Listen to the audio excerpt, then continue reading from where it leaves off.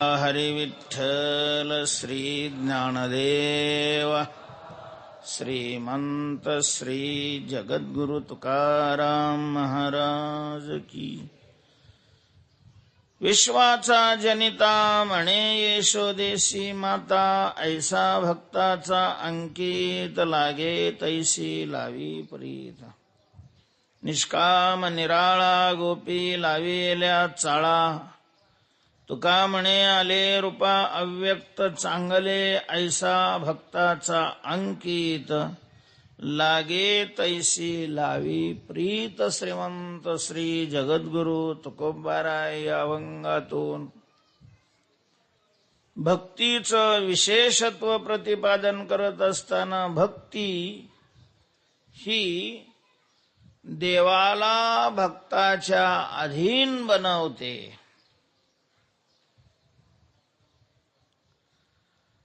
या सिद्धांताचं प्रतिपादन करतायत। परमात्मा हा भक्ताच्या अधीन, अहम भक्त पराधीनः भगवंतांनी म्हटलेलं आहे, मी भक्ताच्या अधीन आहे। पण देव भक्ताच्या अधीन कसा आहे, याला पुरावा काय आहे, कशावरून तुकोबाराय असं विधान करतात, तर त्याचा हे उदाहरण आहे तुकोबारायांनी दिलेलं आहे। विश्वाला उत्पन्न करणारा परमात्मा, 2 दिवस याचं आपण चिंतन केलेलं आहे। आणि असा विश्वाला उत्पन्न करणारा परमात्मा पण भक्ताची अपेक्षा पूर्ण करण्याकरता, यशोदेची अपेक्षा होती की देवावर आपण वात्सल्य भावानं प्रेम करावं। मुलावर प्रेम केलं जातं, त्या प्रेम करण्याला वात्सल्य भाव म्हणतात। आणि मग यशोदेला वात्सल्य भावानी प्रेम करायचं असेल तर यशोदेला कृष्ण आपला मुलगा आहे असं वाटलं पाहिजे। नाटक करून तर भक्तीमध्ये नाटकाला महत्व नाही महाराज। सोंगे छंदे काही देव जोडे ऐसे नाही। व्यवहारामध्ये नाटकच करावी लागतात। मग फिक्स करोडो रुपये असले तरी काहीच नाही हो असं घरच्या पुढे सुद्धा सांगावं लागतं। व्यवहारात सगळी नाटकं, लोक नाटक करायला फार उपास आहे। खरं तर लोकांनी दुसरी नाटकं पाहायची गरजच नाही, म्हणून नाटकं बंद झाली, कारण घरोघर नाटकं सुरू झालेली आहेत। सगळेच अभिनेते आहेत, सगळ्यांना अशा प्रकारची पार्ट करता येतात, व्यवहारात नाटकच करावं लागतं। सगळंच कमी असलं तरी पाहुण्या देखत म्हणावं लागतं, आम्हाला काय कमी आहे सांगा ना। जर पोराला पायाला पाहुणे आले तर बघा ते कसं म्हणत असत, बघा इकडं बागा येते, इकडं असं आहे, घराचे भाडं एवढं येतं, काय कमी आहे। आणि तसं पाहिलं तर याला सगळं कमी असतं, नुसती आग पडलेली असते आत, आणि तरी काय कमी आहे अशा प्रकारचं म्हणून नाटक करावं लागतं। सगळं आहे अशा प्रकारचं।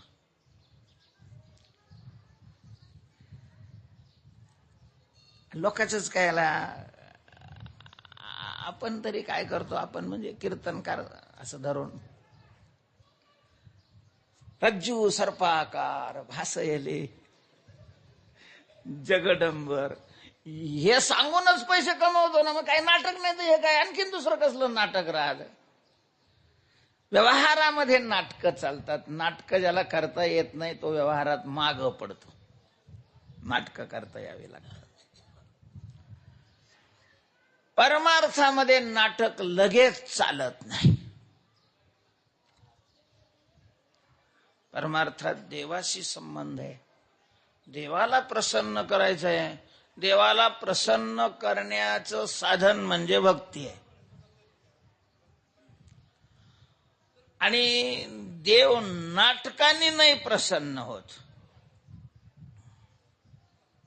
देवाला खरं अशा प्रकारचं लागतं. म्हणून तुकोबारायांनी म्हटलेलं आहे, सोंगे छंदे काही देव जोडे ऐसे नाही. सोंगानी छंदानी देव नाही प्राप्त होत, तिथं वास्तवता लागते. मग देवावर जर प्रेम करायचं तर ते खरं प्रेम पाहिजे. डोळ्यात चटणी टाकून पाणी आणलेलं काय कामाचं आहे? ते असं अंतःकरणापासून तो भाव, अष्टसात्विक भाव निर्माण व्हावा आणि मग डोळ्यात काय यावं? पाणी यावं, ते महत्वाचं आहे. आणि मग तशा प्रकारचं यशोदेला प्रेम करायचं, तिला निसंदिग्ध असं वाटलं पाहिजे की कृष्ण आपला मुलगा आहे, तर ती वात्सल्य भावाने प्रेम करील. आणि म्हणून मग तिनं आपल्याला मुलगा म्हणावं, म्हणून हा यशोदेला आई अशा प्रकारचं म्हणायचं. यशोदेला कळत नव्हतं हा आपला मुलगा आहे की नाही, पण त्याला कळत होतं ना ही आपली आई नाही म्हणून. त्याला तर माहिती होतं ना की ही जगातला एक घटक आहे आणि जग मी निर्माण केलेलं आहे, तेव्हा तसं यशोदेची मी आई आहे. यशोदा कसं काय माझी आई होईल त्याला माहिती होतं, पण तरीही यशोदेची इच्छा आहे की वात्सल्य भावाने प्रेम करावं. आणि म्हणून परमात्मा आपुले ते थोरपण नारायण विसरला, आपला मोठेपणा भगवान बाजूला ठेवतात आणि भक्ताची इच्छा पूर्ण करण्याकरता म्हणे यशोदेशी माता, यशोदेला आई अशा प्रकारचं म्हणतोय. ऐसा भक्ताचा अंकित. तुकोबाराय म्हणतात अशा प्रकारे देव भक्ताच्या अधीन आहे, भक्ताच्या अंकित आहे. भगवान अवतार धारण करण्याची कोणी काही कारण सांगितली असली तरी तुकोबारायांनी याच कारणावर जोर दिलेला आहे, आलासी आकारा आमुची या चाडा. देव आकाराला येतो तो आमची इच्छा पूर्ण करण्याकरता, आमच्या करता तो आकाराला येतोय.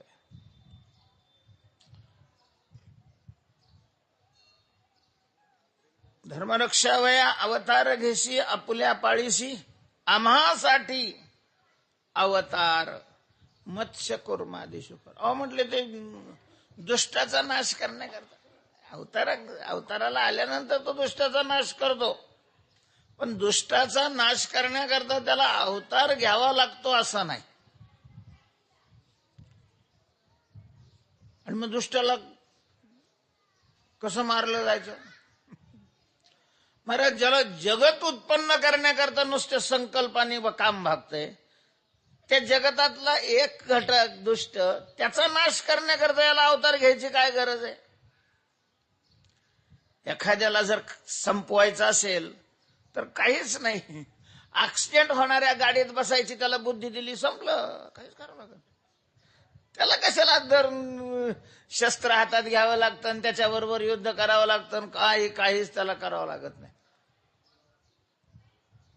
भोग्य ते त्रिशुद्धी न चुके, बुद्धी होणारा सारखी ठाके, बुद्धिदाता तो आहे. पूर्वी पुराणामध्ये सुंद आणि उपसुंद नावाच्या राक्षसाची कथा आलेली आहे.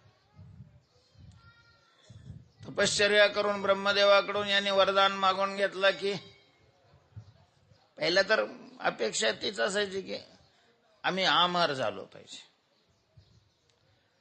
ब्रह्मदेवानी बोर्डच लावून ठेवलेला होता, मागणाराने अमरत्वाशिवाय मागणे. कारण प्रत्येक वेळेस कुठं सांगायचं, त्याच्यामुळे मग राक्षस हुशार स्वतःला समजायचे, सगळेच हुशार मानत असतात स्वतःला. मग अमरत्व मागायचं नाही, पण मागायचं अमरत्वच. अमरत्व या शब्दात नाही मागायचं, आणि काय मागून घ्यायचं? अमरत्वच मागून घ्यायचं. मग त्यांनी सांगितलं, आता ते दोघं भाऊ होते आणि नुसते भाऊ नव्हते, अगदी शरीरच दोन होती, दोघांचा आत्मा एक, एवढं एकामेकावर प्रेम. आणि मग त्यांनी मागून घेतलं, ठीक आहे ब्रह्मदेवा, अमरत्व तुम्ही देणारच नसाल तर किमान आम्हाला हा वर द्या की आम्हा दोघाला आमच्या दोघाशिवाय तिसरा कुणी मारणार नाही, तिसऱ्याकडून आम्हाला मरण नको. आलंच तर फक्त आमच्या एकामेकापासूनच आम्ही मेलो पाहिजे. मग विष्णू नाही, शंकर नाही, कोणीच देवी नाही, पिवी नाही, कोणाकडूनच आम्हाला मरण नको आहे. त्याने सांगितलं तथास्तु. आणि मग झालं, माजले ते, लोकाला त्रास देऊ लागले. राक्षसांचा हाच विशेष आहे. राक्षसाची अशी काही वेगळी स्वतंत्र जात आहे असं नाही, राक्षसाचा स्वतंत्र पक्ष आहे असं नाही, राक्षसाचं स्वतंत्र गाव आहे असं नाही. सगळ्या गावात, सगळ्या पक्षात, सगळ्या जातीत राक्षस असतातच. कोणाला म्हटलं जातं राक्षस? आपल्याकडे असलेला पैसा, आपल्याकडे असलेली सत्ता, आपल्याकडे असलेली विद्वत्ता, आपल्याकडे असलेली कला, आपल्याकडे असलेली शारीरिक शक्ती, या सगळ्यांच्या जोरावर दुसऱ्याला दुःख देण्याचा प्रयत्न जो करतो त्याचं नाव राक्षस. राक्षस म्हणजे दुसरं. तसे ढेकणं सगळे राक्षसातच मोडतात, फक्त त्यांची ताकद कमी असल्यामुळे त्याला दुर्लक्ष केलं जातं. अन्यथा आपल्याकडे असलेल्या भांडवलाने जगाला सुख देण्याचा प्रयत्न करणाराला साधू म्हटलं जातं आणि दुःख देण्याचा प्रयत्न करणाराला राक्षस म्हटलं जातं.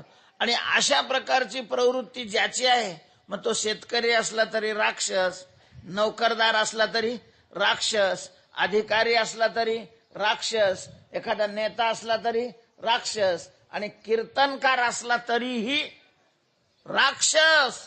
कारण शास्त्रामध्ये लक्षणाला महत्व असतं. लक्षणात बसलं की त्याला ते मानलं जातं. नाही प्रतिज्ञा मात्रेने वस्तुसिद्धी, किंतु लक्षण प्रमाणाभ्याम. दुसऱ्याला दुःख देण्यामध्ये जर आनंद वाटत असेल तर मग तो राक्षस. आणि काच्या घाते ज्यांची निवतील चित्ते त्याची ओळख हवी. ते सुंद उपसुंद लागले जगाला त्रास द्यायला. त्राही भगवान सगळे देवाकडे आले, ब्रह्मदेवाकडे, ब्रह्मदेव सगळे विष्णूकडे गेले. महाराज देवा, या सुंद उपसुंदाने धर्म बुडवलेला आहे, सगळ्याला त्राही भगवान करून सोडलेला आहे. भगवान सांगतात ठीक आहे, काही हरकत नाही, करतो त्याची व्यवस्था. आणि मग काय केलं देवाने? अवतार फिवतार नाही घेतला. हिवाळ्यामध्ये असे एका पर्वताच्या शिखरावर दोन दगडावर बसलेले होते. ऊन, कोवळं ऊन खात संतुष्ट होते, प्रसन्न होते. दोघांचं एकामेकावर खूप प्रेम होतं. आणि तेवढ्यात एका अप्सरेला वरून खाली पाठवलं. तिनं खाली यायच्या अगोदर हवेतच नुसता पाय हलविला. छुम छुम आवाज झाला की चमकून दोघांनी पाहिलं. सौंदर्याची खान, कलेचीही अशा प्रकारची खान असणारी ती अप्सरा दोघांनी पाहिली, पण ती एकच. सुंदाने सांगितलं, उपसुंदा पाय. इंद्र घाबरला आपल्याला, तुझ्याकरता त्याने वहिनी पाठवली. तो मोठा होता. उपसुंदाने सांगितलं, दादा, व्यवहारातला नियम असा आहे की मोठ्याने वाटे करायचे आणि लहान्याने उचलायचे असतात. मोठ्याने लहान्याची इच्छा पूर्ण करायची असते, तेव्हा ही तुम्ही मला देऊन टाका माझ्याकरता. हा म्हणे माझ्याकरता, तो म्हणे माझ्याकरता. ठीक आहे म्हणले, तिला विचारू, तिचं काय म्हणणं आहे पाहू. आली खाली, दोघे उभा राहिले. ए सुंदरी, तू माझ्याकरता आलीस की याच्याकरता आलेली आहेस? तिनं सांगितलं, तुमच्या दोघांमध्ये जो बलवान आहे त्याच्याकरता मी आलेली. आता काही वजन करून तर बल नाही कळत. दोघात बलवान कोण आहे हे सिद्ध करण्याकरता दोघांना हातात गदा घ्यावी लागली. झालं दोघांचं युद्ध सुरू. याची गदा त्याच्या डोक्यात, त्याची गदा याच्या डोक्यात. दोघं मेले आणि ती निघून गेली. देवाला एखाद्याला संपवायचं असेल तर प्रत्यक्ष अवतार घ्यायची आवश्यकता नाही, पण भक्ताची अपेक्षा असते की देवा, आम्हाला तुझे गुण वर्णन करायचे, लीला वर्णन करायचे आहे. गुणगायीन आवडी. मग लीला वर्णन करायची तर अवतार घेऊन लीला केल्याशिवाय वर्णन कसे करणार आहे? त्याच्याकरता भगवंताला अवतार घ्यावा लागतो आणि लीला कराव्या लागतात. आणि मग भक्त जशा प्रकारची अपेक्षा करतील, रस परमात्मा तसा बनतो. लागे तैसी, जैसी लागे तैसी प्रीत लावी. तुम्ही पहा, भक्ताची अपेक्षा पाहून भगवान कोणाचा वडील बनले, कोणाची आई बनले, कोणाचा बाप बनले, कोणाचा पुत्र बनलेले आहेत, कोणाचा मित्र बनलेले आहेत, कोणाची पत्नी बनले, कोणाचा पतीही अशा प्रकारचे.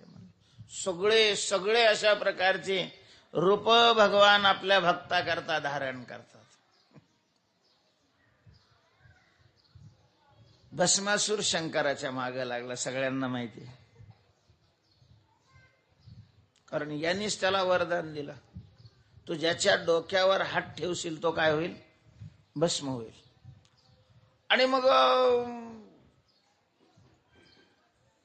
भस्मासूर कोणाच्या डोक्यावर हात ठेवायला लागला, याला त्याच्याकरता वर दिलं की यांना सकाळी पूजेच्या वेळेला माणसाचं भस्म लागत आणि ते काम त्याच्याकडे होतं आणि त्याला खूप त्रास व्हायचा, कारण भस्म आता लगेचच कसं काय मिळणार, माणसं मेलं तरी त्याचं पोस्टमार्टम आमकं धमकं ते व्हायला, ते जाळायला आणि त्याची राख व्हायला किती का वेळ लागायचा, ते काही मिळायचं नाही, याला खूप फिरावं लागायचं. मग शंकराला दया आली, म्हणजे का रे बाळा, ते म्हणे फारच त्रास होतो, भस्मच मिळत नाही, अलीकडे मरणच कमी झालं लोकांचं. मग ठीक आहे म्हटले, तुला असं वर देतो की तू ज्याच्या डोक्यावर हात ठेवशील तो काय होईल. आता म्हणजे याला भस्म लवकर मिळावं म्हणून तो वर दिलेला, पण त्यांनी त्याचा दुरुपयोग केला. कोणाच्या डोक्यावर हात ठेवायला, चांगला कीर्तनकार दिसला का ठेवला हात, आता त्याला काय, तो राक्षसच एकतर होता, कोणी बरा वाटला की ठेवायचा हात, त्याच्यामुळे लोक सगळे घाबरून गेले. भस्मासूर म्हणलं की लोक धडाधड कवाड लावायचे आणि मध्ये बसायचे. महाराज एक दिवशी त्याला नारद दिसले, ते वरी होतं, लय साहेब बाबा मस्त आहे, लांबूनच म्हटला, अहो महाराज नारद महर्षी. नारदांनी पाहिलं, काय रे मला दर्शन करू द्या ना, ते म्हणे लांबून कर ना. नाही म्हणले, मला जवळ येऊ झालं, पळाला ना माग. नारदांनी आचे खोचे खोवले, पुढं पळायला लागले, पण मग आता नारदांनी ठरवलं की आता याला संपवायचं. नारदांनी सांगितलं, तुझ्यासारखा मूर्ख जगात दुसरा असेल असं मला नाही वाटत.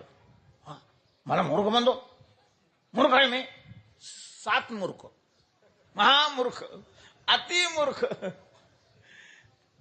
कस काय मूर्ख आहे मी, गाढवा, एवढी शक्ती तुझ्याकडे आणि त्याचा तुला सदुपयोग करून घेता येत नाही. काय तर कीर्तनकाराच्या डोक्यावर हात ठेवतोस, माया माग पळायला लागलेला आहे, माझं भस्म करून तुला काय मिळणार, तंबोरा, तुझ्या पदरात काय पडणार आहे गाढवा. अरे आशाच्या डोक्यावर हात ठेव की खुर्ची आणि जगत सुंदरी पदरात पडेल. मग ते फिरलं त्याचं बी डोकं. ते म्हणे, नारदा खरंय, खरंच मूर्ख आहे मी, आजपर्यंत मी माझ्या शक्तीचा सदुपयोग केलाच नाही, विनाकारण कोणाचं भस्म केलं, काय फायदा नाही फायदा नाही. पण मला थोडस अजून एक पुढचा पॉइंट शिकवा ना, सांगा ना, की असा जगात कोण आहे की ज्याच्या डोक्यावर हात ठेवल्यानंतर सत्ताही मिळेल आणि सुंदरी मिळेल, असा कोण आहे. म्हणूनच म्हणलं तू मूर्ख आहे. अरे रोज त्याला तू पाहतोस नव्हे, त्याच्याच करता तू काम करतोस. म्हणजे शंकराचं म्हणायचं, मी तसं नाही म्हणत, पण तुकाराम महाराजांनी तुम्ही विश्वनाथ कोणाला म्हटलेलं हे बघ.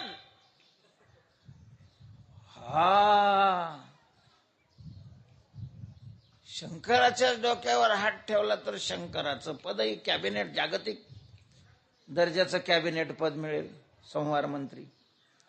आणि शंकराची पत्नी पार्वती जगत सुंदरी. झालं, फिरलं ना माग ते आलं शंकराकडे. शंकराने सांगितलं, अरे भस्मासूर भस्म नाही आणलं. तेव्हा म्हटलं, आता दुसऱ्याचं कशाला, तुमचंच भस्म. खरंच यायला लागला, घाबरले आणि शंकर, आता काय करणार आहे, ठसा मारूस तर तुमच्या हातात.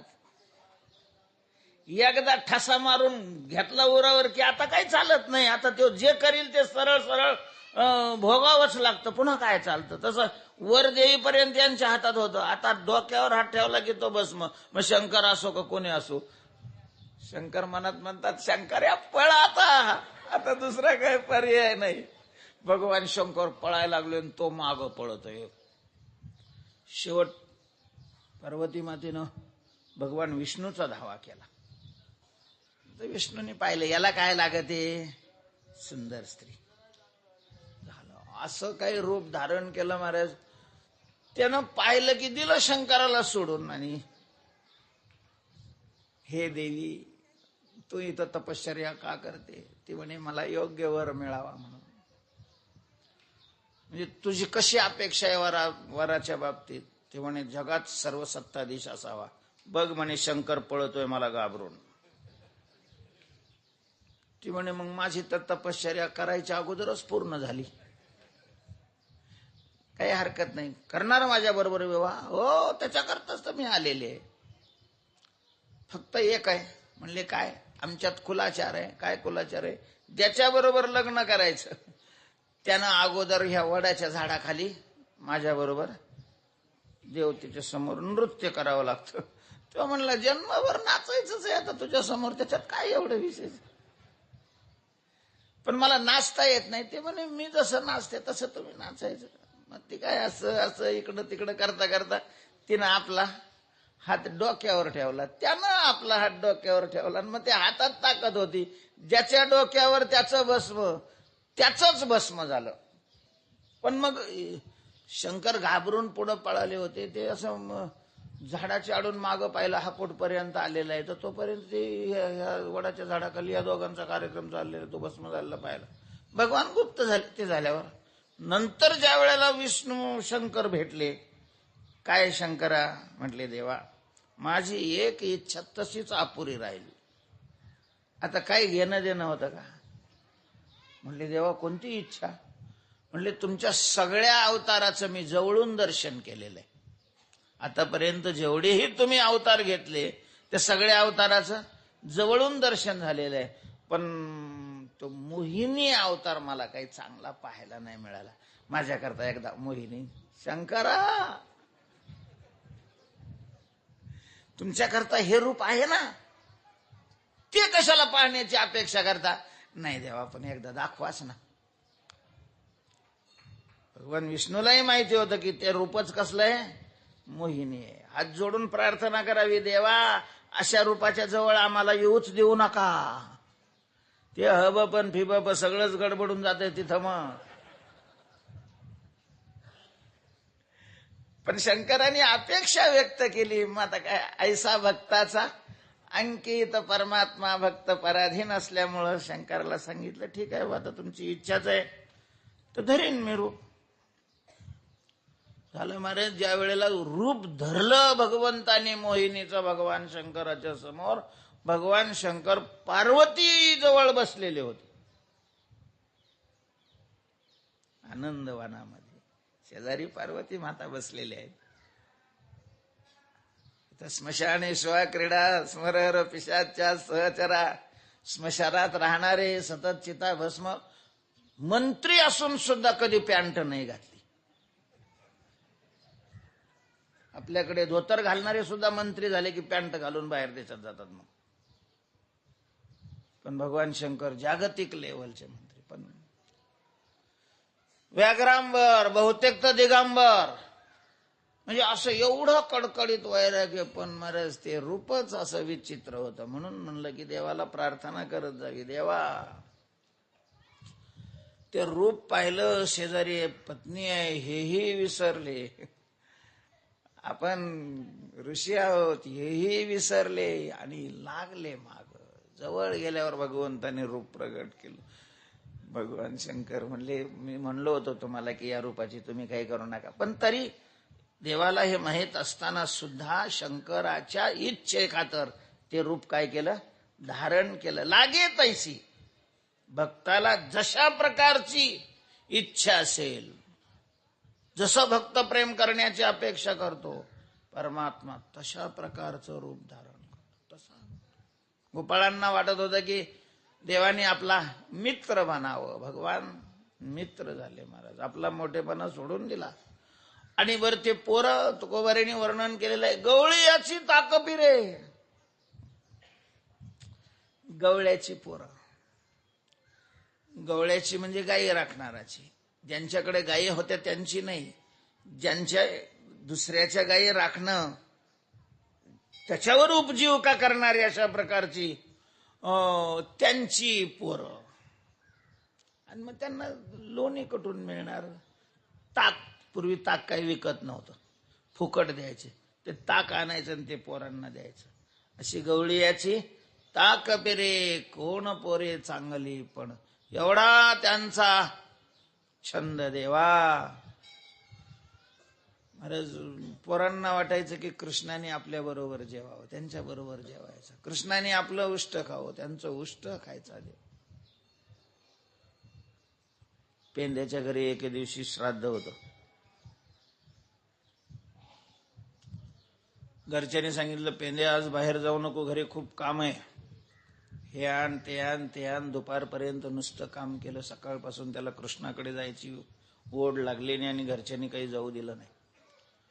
दुपारी सगळं धार्मिक कृत्य संपल्यानंतर जेवायला बसलेले आहे. पेंद्यालाही जेवायला बसवलेलं आहे. त्या स्वयंपाकामध्ये कढी केलेली होती महाराज. बाकीचं खाल्ल्यानंतर मग त्याने कढीचा फुरका मारला. काय कढी झाली होती. जेवणात कधी कधी एखादा पदार्थ असा काही सुरस बनतो की ज्यांनी बनवलेला आहे त्याला पुन्हा सांगितलं तर तो तसा बनेलच असं नाही. फारच कढी सुंदर होती. काय सांगावं, फारच चांगली झालेली होती कढी. तिचा वास नुसता ऐकला तर विमान सुद्धा ते पायलट असे उभे करायचे, नुसता वास घ्यायचे. काय कढी झाली. आणि ते कढीचा फुरका पेंद्याने मारला. सुंदर. आता पेंद्या भक्त होता आणि भक्त त्यांना म्हणतात की सगळ्यात जे चांगलंय ते अगोदर देवाला अर्पण करणार. चुरगाळलेल्या, फाटलेल्या, न चालणाऱ्या नोटा देवाला टाकणारे हे भक्तीच्या अवलादीचेच नसतात. हे नाटकं करणारे लोक. सगळ्यात जे चांगलं आहे ते देवाला अर्पण करणार भक्त.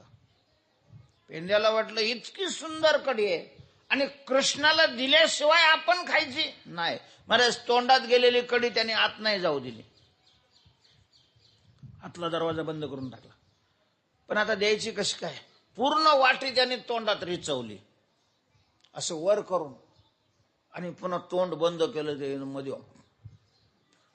अशी कढी साचलेली. आणि उठला पेंद्या.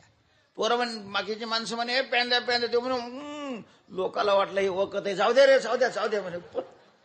त्याला रस्ता करून दिला. पेंद्या पळत सुटला. तिथं नंदबाबाच्या मांडीवर कृष्ण बसलेले होते. पेंद्या पळत येताना दिसला. भगवान उठलेले आहेत. पुढं आ केलेलं आहे आणि पेंद्याने तोंडातली कढी भगवंताच्या तोंडात टाकली. त्यांची मुखीचे हिरोनिया घ्यावे, उच्चिष्ट ते खावे, धनीवरी तुकोबाराय वर्णन करतात.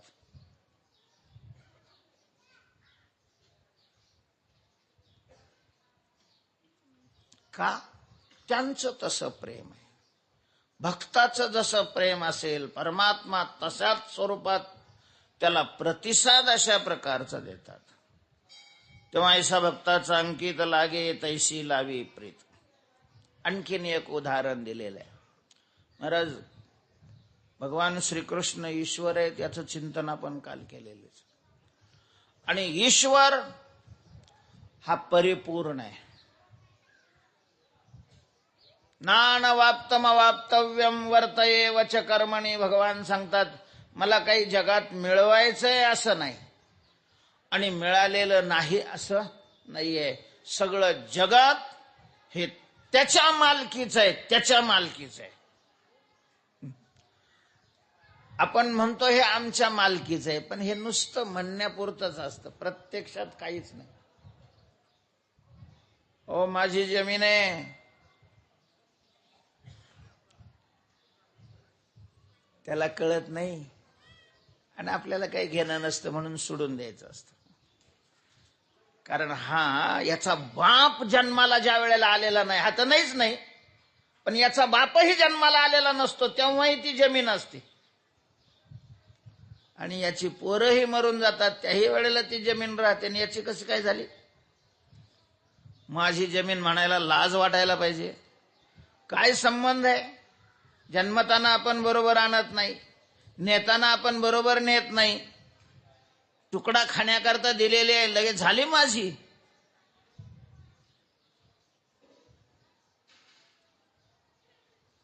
मग कोणाची आहे?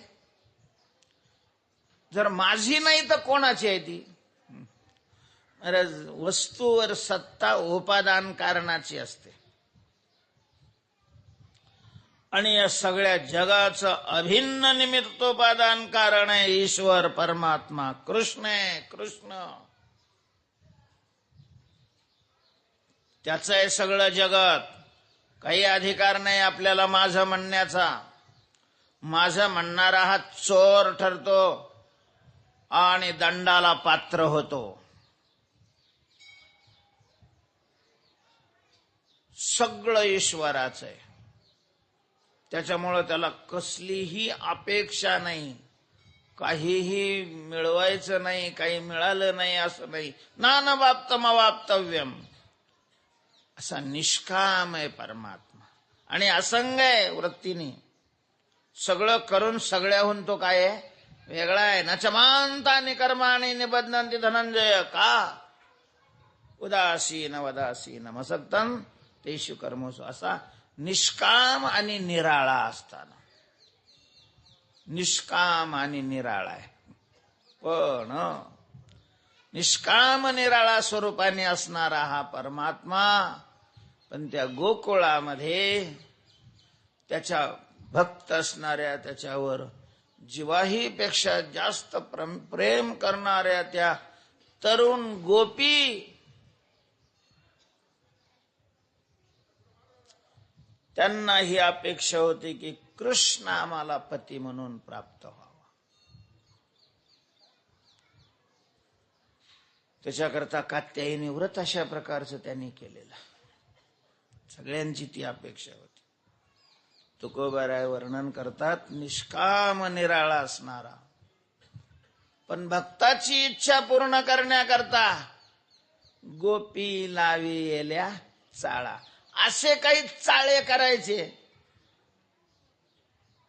की त्या गोपींना त्यांनी वेड लावलेलं होतं. वेड लावलेलं. गोपी लावी येल्या चाळा. संत वाङ्मयामध्ये प्रमाण आहेत. परंपरेनं आपली जुनी मंडळी कथा सांगत आलेली आहेत. लहान असतानाचा प्रसंग आहे. एके दिवशी खूप रडायला लागला. का रडत होता काही कारणही कळत नव्हतं. लहान मुलाचं नाही लक्ष, कारण त्यांना सांगता येत नाही. आणि आईच्या लक्षात आलं तर बरं, नाही तर मग काही कळतच नाहीये. खूपच रडायला लागला. यशोदेनं सगळं काम सोडून दिलं. त्याला कडेवर घेतलं तरी काही रडता राहिना गेला. नुसता रडायला लागला. काय हवंय, काय हवंय, बाहुली हवंय का, दिली फेकून. लाडू हवाय का, नाही लागत, आमका काही घेतो. नुसतंच रडत होता. यशोदेचं काही चालना गेलं, समजायचं इकडं तिकडं फिरायला लागली. एवढ्यात ती राधा घरी आलेली. राधा जवळ आल्यावर तिनं असा गालगुचा घेतला. मोठ्या मोठ्या गप्पा आणतो. रडायला काय झालं? आता ही चिरभक्त स्वरूपाला जाणणारी राधानं पाहिलं, तिनं गालगुचा घेतला तरी रड न गेलो, लागला हसायला आणि तिच्याकडे जपायला लागला.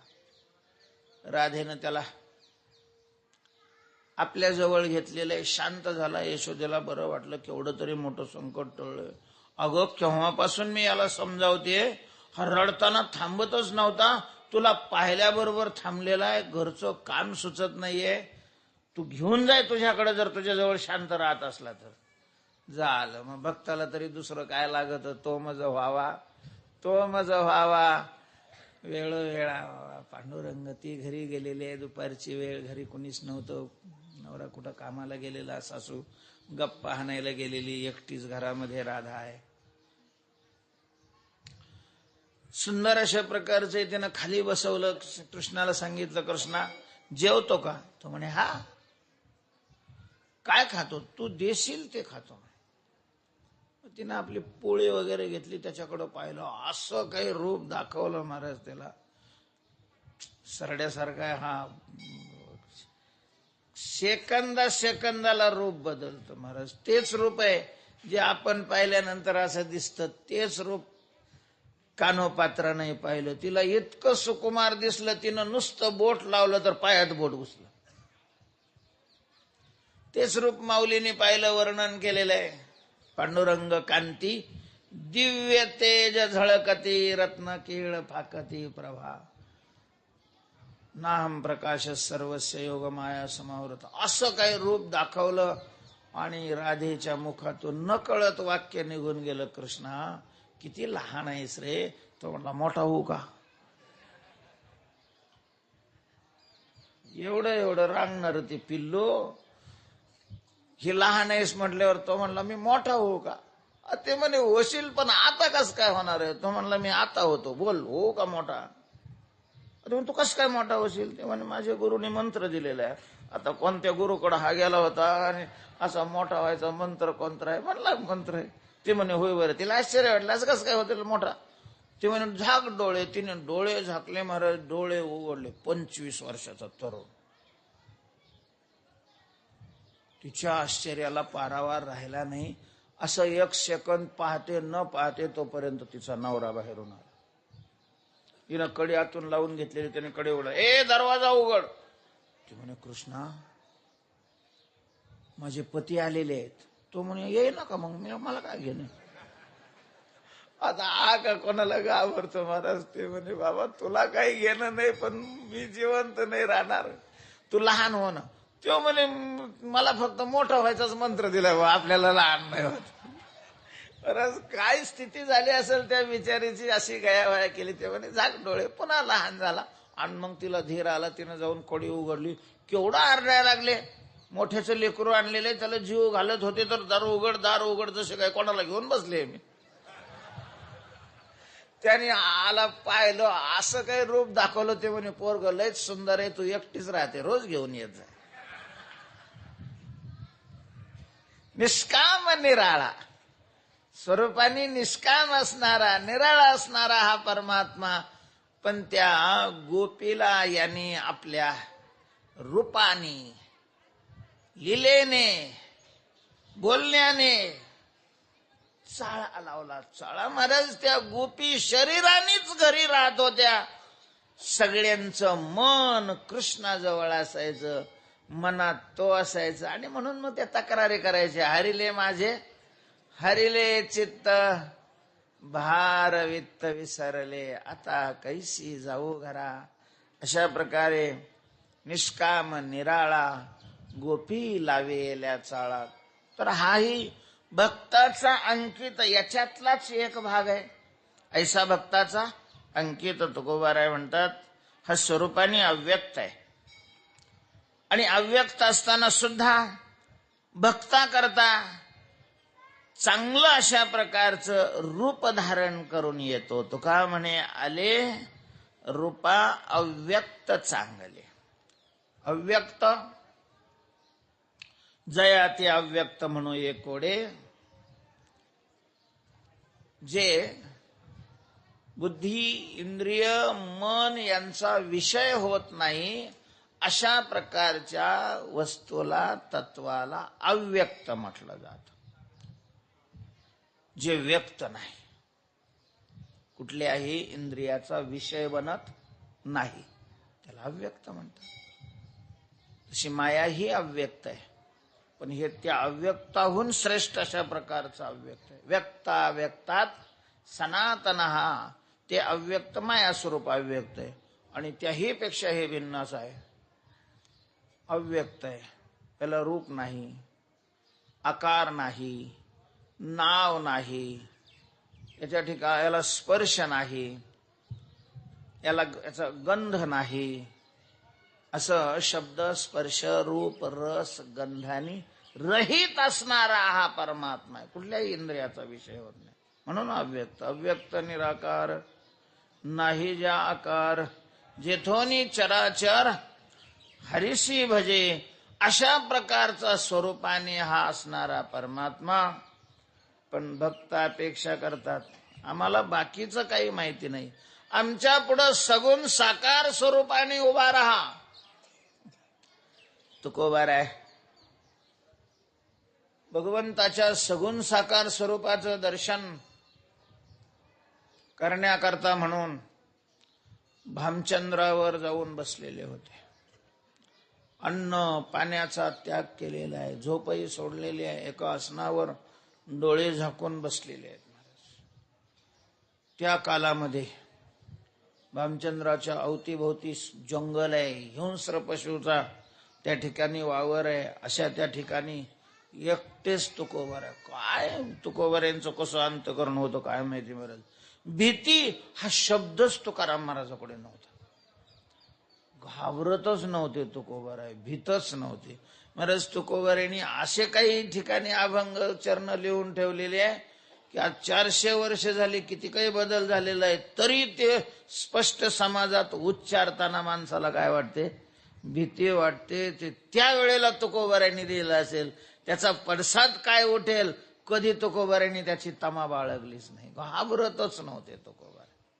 डोळे झाकून बसलेले, अन्न नाही पाणी नाही. एक दिवस गेला, रात्र गेली, दुसरा दिवस गेला, दुसरी रात्र गेलेली आहे. विठ्ठल विठ्ठल विठ्ठल विठ्ठल भगवंताच्या नामाचा टाहो तुकोबारांनी फोडलेला आहे. अधून मधून देवाला दर्शन देण्याविषयीची प्रार्थना करतायत, धावा करतायत. येयो येयो येई धावोनिया, विलंब का वाया लावेला कृपाळे, विठाबाई विश्वंभरे भवच्छेदके, कोठे गुंतली समाय विश्वव्यापकी.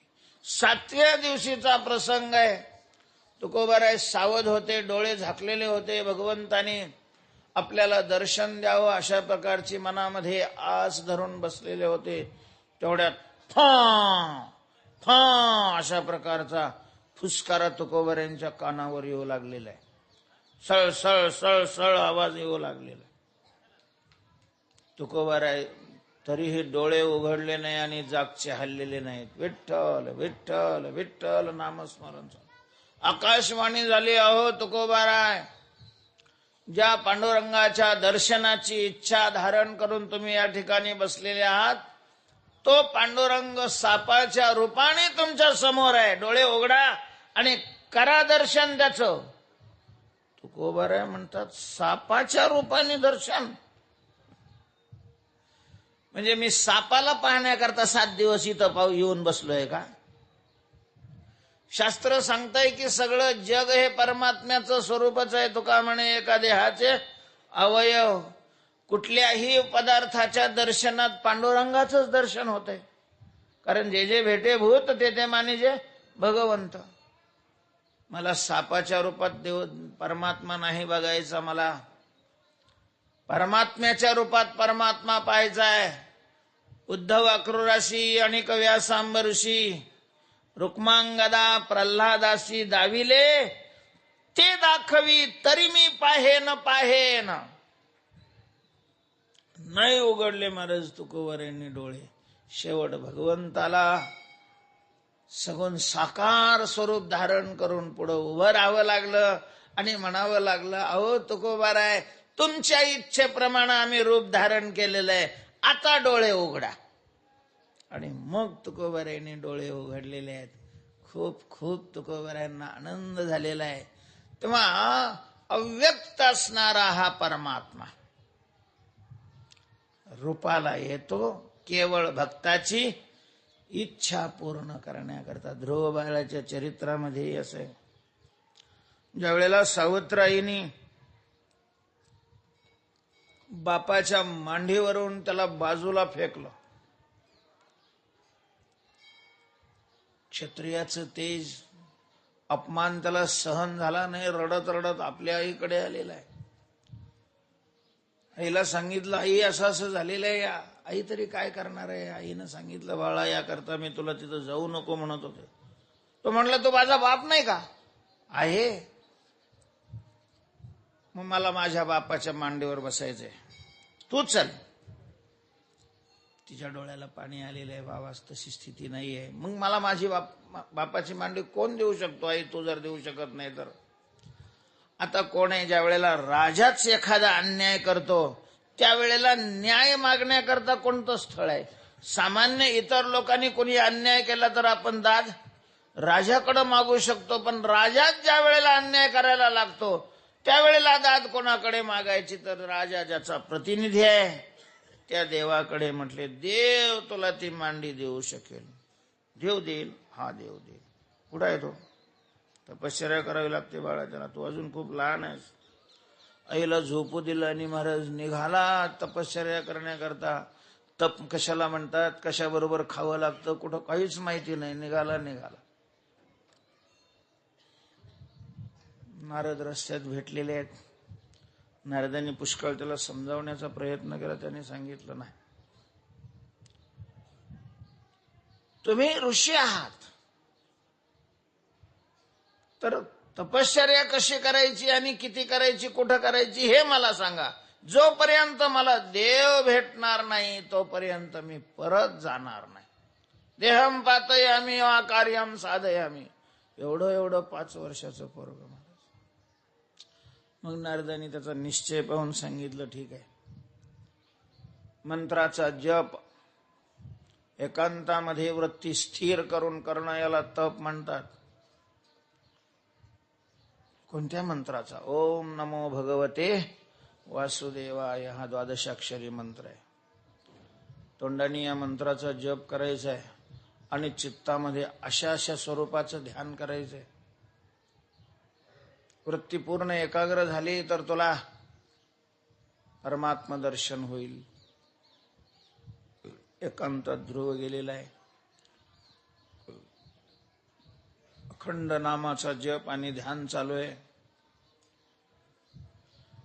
जंगलातली फळं खाल्लेली आहेत. 1 महिना परमात्मा दर्शन देत नाही म्हणून फळं सोडून दिलेली आहेत. पानं खाल्ली, दुसऱ्या महिन्यात पानंही सोडून दिलेली आहेत. तिसऱ्या महिन्यात खाली पडलेली वाळलेली पानं खाल्ली महाराज, तरी देव दर्शन देत नाही. 4थ्या महिन्यामध्ये पानंही सोडून दिलेली आहेत. फक्त पाणी ग्रहण करून चिंतन चालू आहे, तरी देव दर्शन देत नाही. पाणीही सोडून दिलेलं आहे. नुसता श्वास घेऊन चिंतन चालू आहे. चित्त शुद्ध झालेलं आहे. भगवान अंतःकरणात प्रगट झाली. खूप आनंद झालेला आहे. पण अंतःकरणात केवळ दर्शन ही ध्रुवाची अपेक्षा नव्हती. समोर त्याला देवदर्शन उभा राहून देवदर्शन करायचं होतं. नारदांना विचारलं, काय करू मी? आत दर्शन होत आहे पण बाहेर नाही. म्हटले त्याच्याकरता तुला आणखीन त्याग करावा लागेल. म्हटले आता कशाचा त्याग करू? पाण्याचाही त्याग केलेला आहे. म्हटले आता श्वासाचा त्याग कर. श्वासाचा निरोध कर. महाराज प्रल्हादांनी श्वासाचा काय केला? निरोध केला. श्वासाचा निरोध केल्याबरोबर सगळ्या जगातला वायू स्तंभित झालेला आहे. दुसऱ्या क्षणाला भगवान पुढे उभे राहिलेले आहेत. ध्रुवा डोळे उघड, श्वास सुरू कर. डोळे उघडलेले आहेत. भगवंताचं ते रूप पाहिलेलं आहे. तेव्हा भक्ताची इच्छा पूर्ण करण्याकरता अव्यक्त निराकार निर्गुण स्वरूप असणारा हा परमात्मा व्यक्त साकार सगुण बनतो आणि खूप सुंदर रूप धारण करतो. तुकोबाराय म्हणतात, तुका म्हणे आले रूपा अव्यक्त चांगले. अव्यक्त असणारे हे चांगले रूपा आले. आणि मग रूप एवढं, त्यातली त्यात कृष्ण राम अवतारापासूनच भगवंतानी खूपच चांगलं रूप धरायला सुरुवात केलेली. कृष्ण अवतारातलं रूप तर सगळ्याचा कडेलोट आहे. म्हणजे त्या रूपाकरता चांगलं म्हणायलाही चांगला शब्द अपूर्ण पडतोय. तो कया बंधू म्हणे रे अच्युता, धन्य ते माता पिता प्रसवली. श्रीधरांनी लिहिलेलं आहे की भगवान ज्या वेळेला आरशात पाहायचे त्यावेळेला मायेचं कौतुक करायचे त्या रूपाला पाहून. अरे वा माया, काय रूप अशा प्रकारचं दिलेलं आहे. भगवंताच्या रूपाला पाहून माणसं भुलली जात होती, याच्यात आश्चर्य नाही. पशु पक्षी बरेच कृष्ण बाहेर निघाले आणि एखाद्या पाखराने पाहिलं तर ते पंख हलवायचं विसरून जायचं, ते नुसतं असं पाहतच राहायचं. मोराने पाहिलं मोर पाहत राहायचे, सापाने पाहिलं तर सापही नुसता असा टक लावून जोपर्यंत भगवान तोपर्यंत नुसते पाहत. फारच सुंदर अशा प्रकारचं रूप. म्हणून गुण लावण्याची खाणी असं तुकोबारायांनी, लावण्याची तो खान आहे खान, तिथून लावण्य अशा प्रकारचं जन्माला आलेलं आहे. असं खूपच चांगलं स्वरूप भगवंतानी भक्ता करता धारण केलं. तुका म्हणे आले रूपा अव्यक्त चांगले, ऐसा भक्ताचा अंकित लागे तैसी लावी. पुंडली